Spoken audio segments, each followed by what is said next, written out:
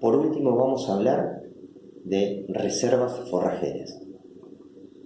¿Cuáles son los dos principales métodos de conservación de forraje? Son la enificación y el ensilaje. Cabe aclarar que cualquiera de los dos métodos nunca va a tener la misma calidad del forraje al momento de corte.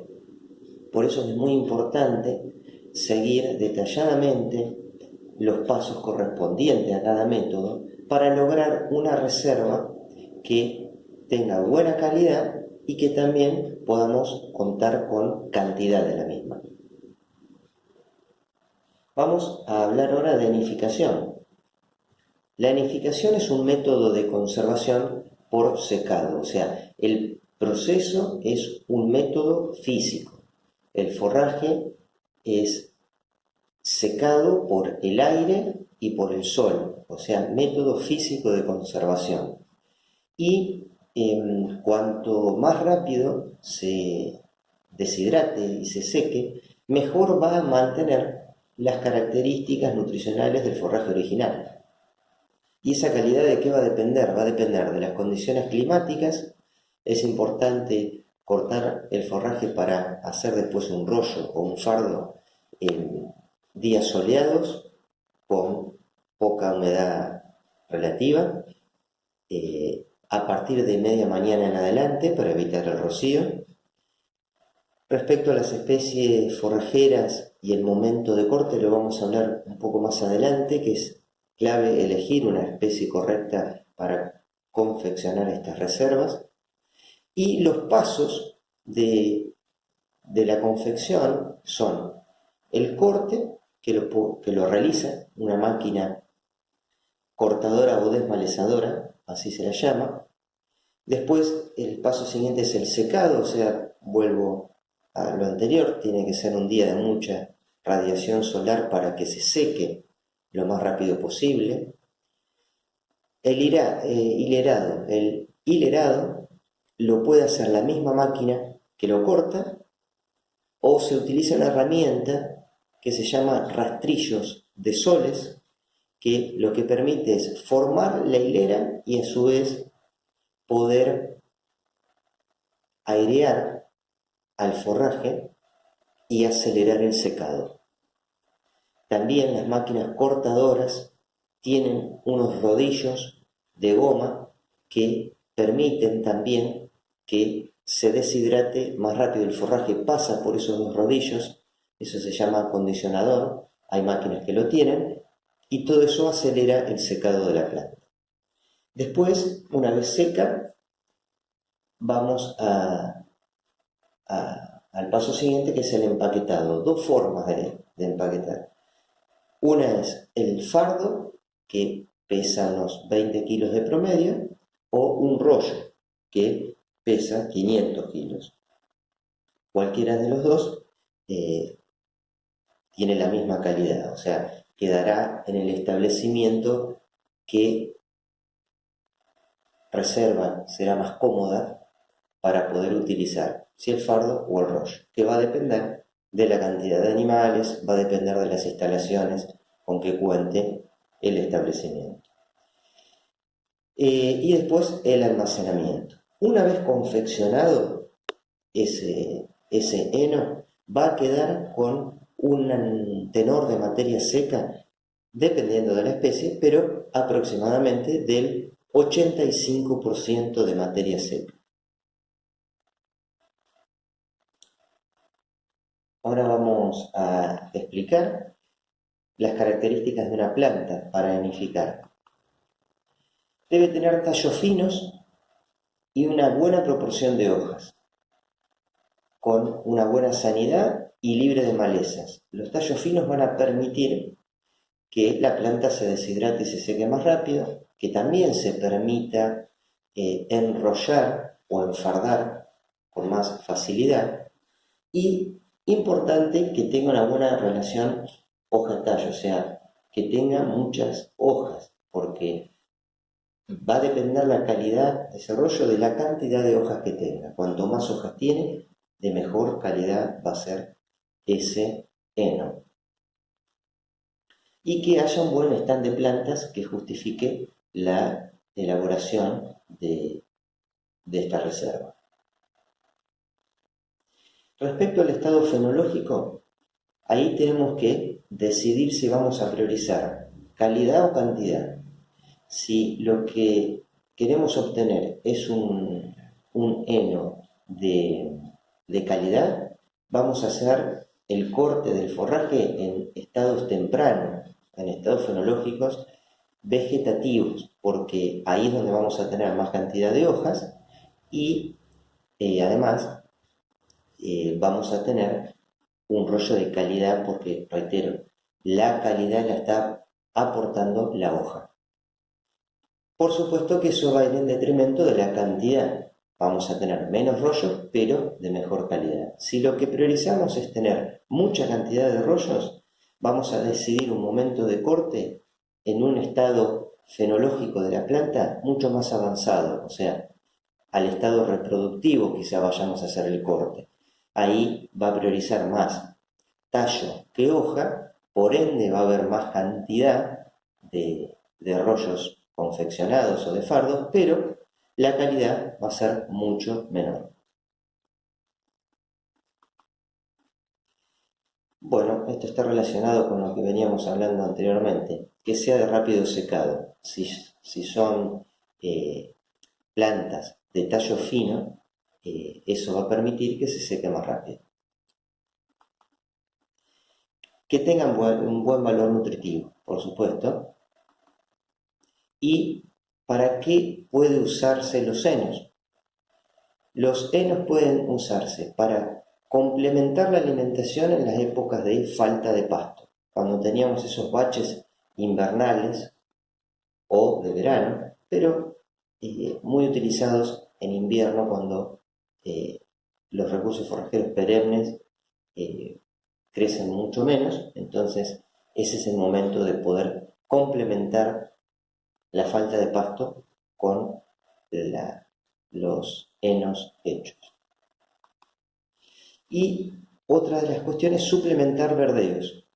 Los verdeos de invierno principalmente tienen la característica de tener una baja cantidad de materia seca, son muy aguachentos, por ende esa gran cantidad de agua puede provocar diarrea en aquellos animales que lo coman.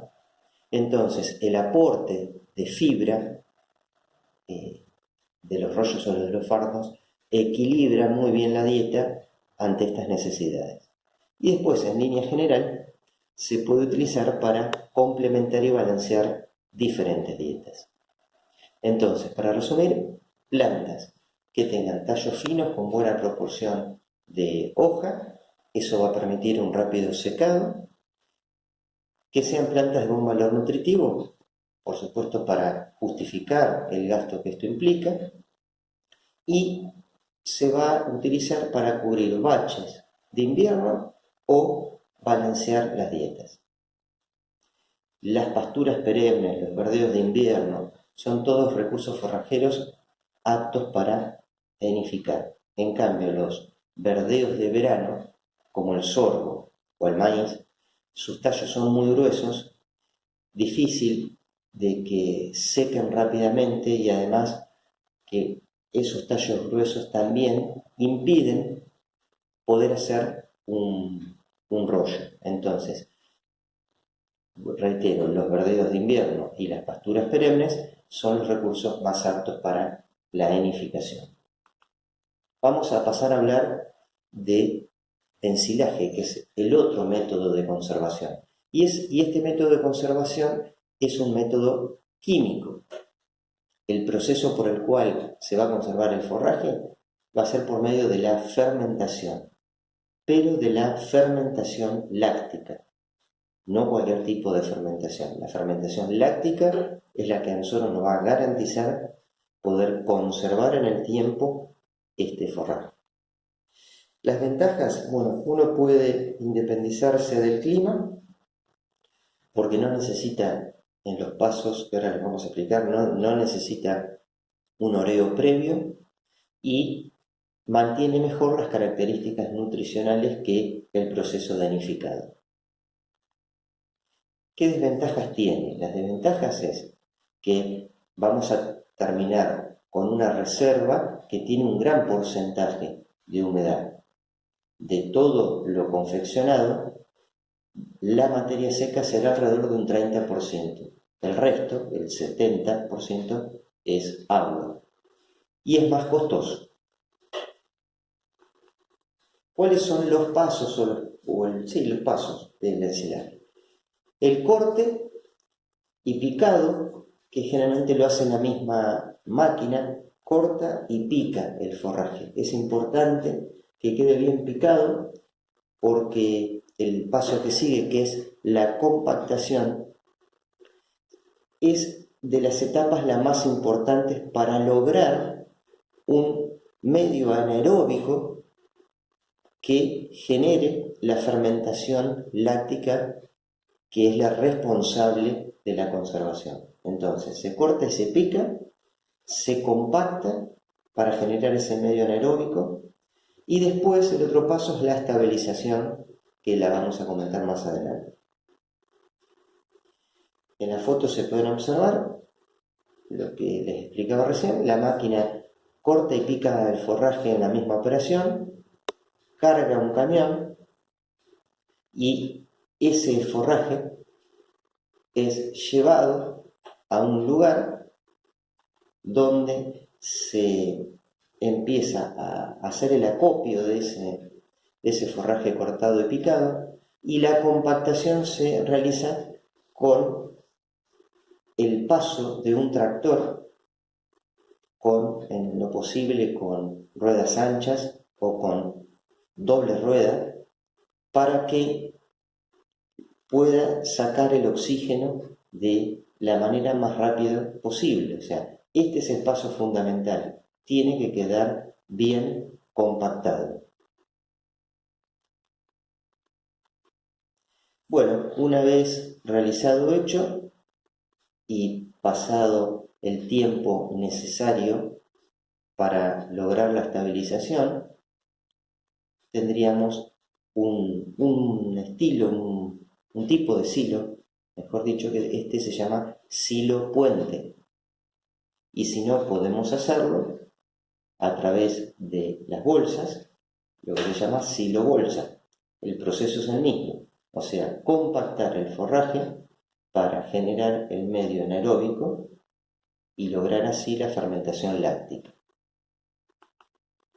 ¿Cuáles son los cultivos más aptos para este proceso? Son aquellos que tengan un alto porcentaje de hidratos de carbono fermentescibles. ¿Cuáles son los más aptos? El maíz y el sorgo son forrajes, cultivos muy aptos para ensilar. Y por ejemplo, acá vamos a tomar el maíz a modo de ejemplificar cuál es el momento óptimo para ensilar. Se va a ensilar cuando la espiga de ese cultivo, nosotros partimos al medio de la espiga y vemos que la línea de leche, que así se llama, es la línea que divide el endosperma sólido del líquido, como se ve en la diapositiva. Esa línea tiene que estar al 50%, o sea, si vemos en el grano, esa línea atraviesa el 50% del grano, o sea, 50% de endosperma sólido, 50% de endosperma líquido. Ese sería un indicador como para poder ensilar. Y por supuesto que este cultivo, el del maíz, se pica completo, o sea, se pica planta, hoja y espiga. Bueno, una vez realizadas todas estas operaciones antes mencionadas, ¿cuáles son los pasos propiamente de ese ensilaje propiamente dicho? Es la fase aeróbica o de oxidación, que es la más corta y así debe ser, no duran más de 24 horas porque el forraje una vez cortado sigue respirando, entonces por más que haya quedado bien compactado va a haber 24 horas donde va a haber algo de oxidación. Y reitero, tiene que ser esa oxidación no más allá de un día. Después viene la fase anaeróbica. Esa fase es la fase de fermentación propiamente dicha.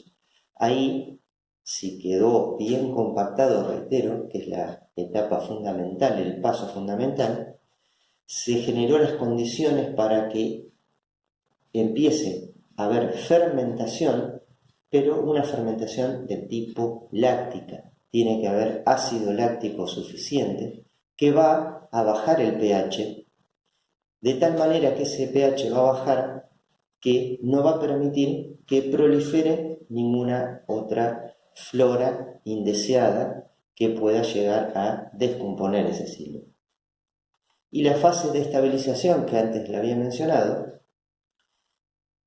significa qué parámetros vamos a utilizar para decir que ese silo quedó estabilizado. Y uno de ellos es el pH. El pH debe llegar a 3,5, 3,8. Ese es un indicador de que el silo está estabilizado, que con esos valores de pH, reitero, no va a haber proliferación de bacterias o de hongos o de, reitero, de una flora indeseable que descomponga el material ensilado. Entonces, pH de 3,5, 3,8 es el indicador de la estabilización. La temperatura también, el silo debe estar frío, no tiene que haber levantado temperatura. Si el silo levantó temperatura, significa que hubo respiración en vez de fermentación. Y después pasaremos a hablar de algunas propiedades organolépticas respecto al color, al olor que debe tener este silo una vez confeccionado. Las pérdidas de calidad son las menos visibles y a veces las más importantes. Generalmente las producen hongos y levaduras y, como dije anteriormente, se eleva la temperatura, va a ver cómo se va a generar una respiración, va a haber producción de dióxido de carbono y vapor de agua. Entonces, al haber oxidación, lo que se está oxidando en realidad son nutrientes. Y al oxidarse esos nutrientes estamos perdiendo valor energético de ese silo. Y por ende también va a bajar su digestibilidad.